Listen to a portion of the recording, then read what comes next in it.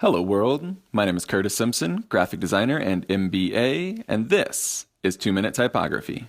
Every font has a voice. Some sound like fairy tales, others like westerns. Some typefaces sound like the 70s or the 1920s. Others might sound plump, smooth, fast, or fashionable. It can sound like the starting lineup or disco. A font might sound like an inspirational Instagram quote, or even your third grade teacher. Most fonts have gained their voices through association with cultural or historical events. Typefaces engraved into columns and monuments by the ancient Romans came to stand for power, learning, and sophistication, so it's no surprise that by the 9th century, politicians and scholars were adopting these Roman fonts to be their own voice. Another typeface of power, the World War I stencil, has been used by Hollywood to help their branding sound like the military, or just tough in general. Similar to the World War I stencil, the 8-bit font was designed by necessity.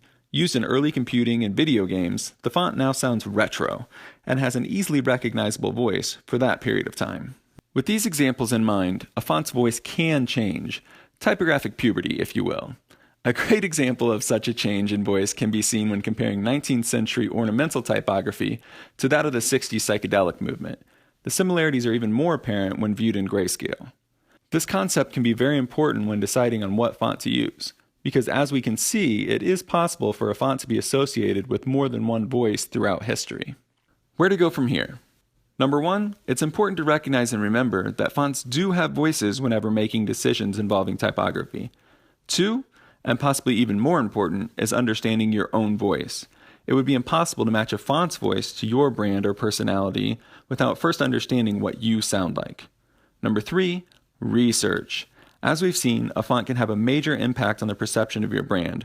With the added complication of having potentially several voices associated with a font, it's important to be well educated and informed in your decision. Even better, hire a designer. A good designer will be an expert in typography and will be able to find the perfect font to match your voice. Well, that's all for this episode of 2-Minute Typography. Thanks for watching, and good luck.